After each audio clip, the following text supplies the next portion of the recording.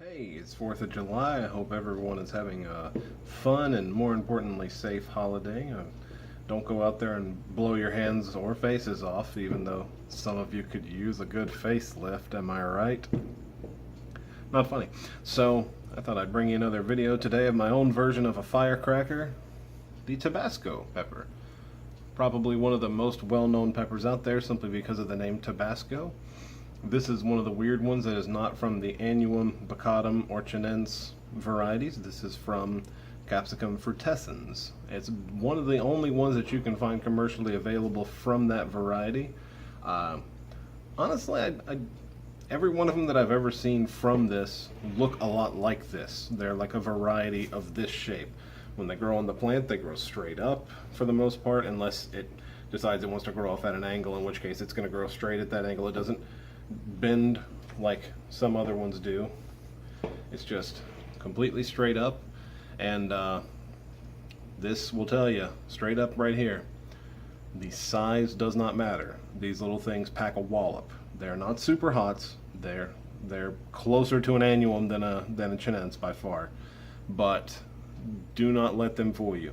Now, anyone who knows me knows that Tabasco, I could pretty much drink it straight without it having too much of an effect on me, other than the fact that it would be really, really tart. But these things are not the same. They're the same pepper, but it's not the same as Tabasco sauce. These have a tremendous amount of bite to them for their size. So let's go take a look at the plant, and then we'll come back. So here we have the Tabasco plant, and I'll apologize ahead of time if you hear fireworks in the background. As I said, it is July 4th and people are celebrating as they do. This is my overwintered plant. Actually, all three of them are overwintered, that one and these two. As you can see, these two are in 1-gallon containers and are still producing like crazy. Hundreds on this one. Probably at least 100, I'd say. Maybe 150 or more. And the more you pick them off, the more it produces. But this one's about, there's one, called that. There's two, called that one too. So these are my firecrackers for today. So we're gonna start by looking for the best one. Gotcha, right there. Just reach down, come on. Pretty nice color. It's not fully red, but it's not going to make a huge difference. Honestly, when they're this color yellow, they're already so freaking hot, it's almost a pain to eat them as is. But let's go give it a try.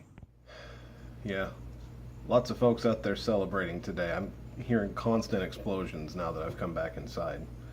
And so I've eaten a bunch of these. I have. And this is the one that I brought a few of to work last year when they were still green, like the ones that you saw out there. They were still very much not ripe. And I was like, these aren't going to be hot because they're only Tabasco peppers, because Tabasco sauce is not that hot. And then I and another coworker bit into them. You know who you are, I'm not going to name drop.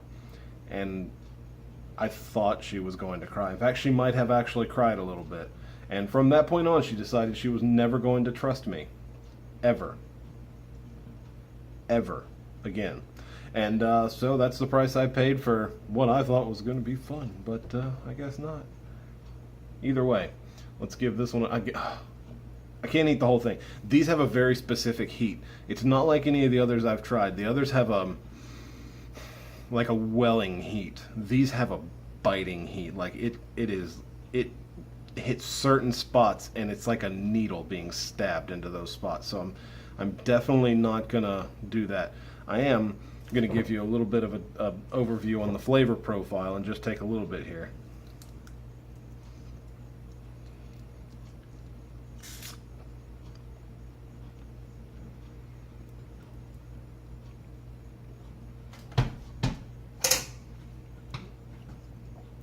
I forgot how much juicier the red ones are. Wow. Did not take long at all. It's hard to describe the flavor of these. The only way I can really describe it is it tastes a lot like a pepper. It doesn't taste like Tabasco sauce. Tabasco is aged in old Jack Daniels barrels for years, and these are fermented. It completely changes the flavor of them into something 100%, just like night and day different. It's not bad. They do have a sweetness to them. Not quite as, well, not quite, not nearly as sweet as the ají pineapple. Probably not even as sweet as the habanero. But the main issue that you have with these is, you see I only took the tip. Just a little tiny bit off the tip, and if we can get it to focus right there a little bit, you can already see there's, I'm into the seeds already. Once you get to that point, it's not only is it hotter, but it's more bitter. Ugh. Couldn't get the skin on that one. It's a little bit tough, actually. So, wow. Like I said, don't let their size fool you. They pack a punch.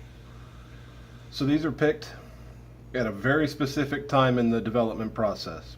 The folks at Tabasco have like a color chart that they hold next to them, and if it matches the specific color, that's when they pick them. The ones that come out before that, the green ones, are used in the Texas Pete pepper sauce that you see. Those bottles, the little weirdly shaped bottles with the red caps and just full of green peppers and clear liquid. That clear, it's seriously a little bit of salt and a little bit, and the rest of it's vinegar poured over a bottle full of these things when they're green. It's that simple. If you want to make it at home, grow these, put green ones in a bottle, pour vinegar with just a hint of salt. I don't even use salt in mine. It's not even necessary, but they do it for flavor because, especially in America, we love our salt. But yeah, these are great to use in just about anything. Throw one or two in a dish. It won't really change the flavor that much, but if you're trying to get into spicier stuff, start low and work your way up. This is a great place to start. You can almost use as many as you want to without worrying, because I've never been overpowered by these unless I'm eating them raw. Once you start cooking it, the capsaicin breaks down a little bit more. One thing though, if you do grow them and you do pick them, notice how I pick some stem with it. If you just pull on the pepper itself, it's going to come to right off the stem, and it's going to leave that. And that stem right there will turn brown and hard, and it will be a pain to get it off the plant. I made that mistake last winter. I pulled a whole bunch of these off, and come springtime, I had about 600 of these things sitting on it that I wanted to get off, and I had to take them off one by one. And they don't just pull off. If you're not careful, you'll pull an entire stem off. So the best way is to get down in there, cut them like that. Great pepper, great plant, very easy to grow, especially in North Carolina, because that's where I'm from. I can't speak for everywhere, but I can say that here they grow very, very well. You saw how big the one that I have is. It is over a year old, which means you'll have to put some time into it to get one that size. But it's one of those ones that I'm actually proud to show people. I bring people over and say, look, this plant is almost as tall as you are. It's almost, I mean, if I pull it up, it's as tall as I am, which is huge. But as it stands, I won't have another pot out there, or I won't have another plant out there that puts out more than that, not one. Maybe next year. I plan on bringing in a couple of the Thai hots, and they seem to put out a bunch, but I guess time will tell. So that's the Tabasco. I'd say flavor-wise, this one on its own is not that good. Maybe a 5 out of 10. Heat-wise, also a 5 out of 10. This thing's getting up there. Just this little tiny, it's seriously like putting a firecracker in your mouth. It gives you that, it's a very stinging burn. So, highly recommended. You're going to hear me saying that a lot because I like these things. But, yeah, if you decide to give them a grow, they come recommended from me. Happy 4th, and stay safe out there.